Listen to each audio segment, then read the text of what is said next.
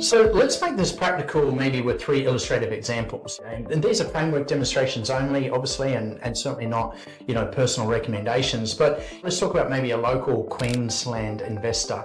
They already hold a well-located assets inside their portfolio. Maybe they're looking at funding into some new build corridors with title rental sort of demand and fundamentals. And the question is simply not whether or not Queensland represents a great opportunity. Obviously, with the Olympics, we've got great opportunity coming up. But the question is really about whether or not the cash flow is provable and whether the counterparty exposure is acceptable, particularly, I guess, maybe for anything off the plan or developer financed, or even jumping into maybe new field or greenfield development territories.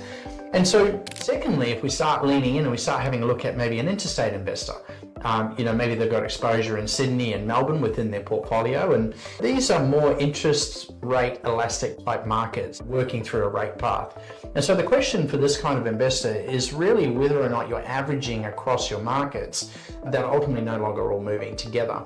A softer asset is not automatically a sell, but it's the role in the portfolio should actually be understood in a lot more context, in line or with a view to what the next move might be within that portfolio. Thirdly, ultimately we talk about an expat investor, and when you're investing from overseas, the reality of it is there's just simply a lot more moving parts. And applying the right finance and structure is vitally important, but so does also having the right people, hands-on to manage the process and make sure that things actually get done end-to-end. One team, one approach, one team working for you while you continue to do what you do in an overseas market.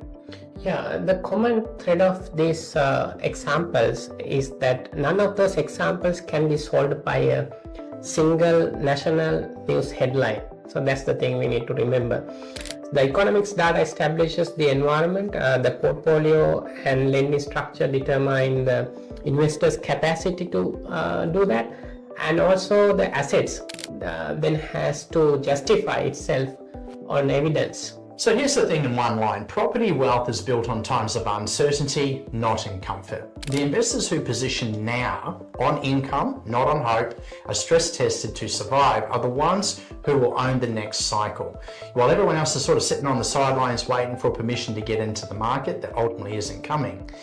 And so if you want this modeled out for your current situation, your capacity, your corridors, your counterparty exposure, your stress test, then I encourage you to go ahead and book a discovery session with potentially one of our advisory team. Now, we're not here to tell you when interest rates are going to move, but what we're here to do is to make sure you actually don't need them to. We hope you enjoyed the episode tonight.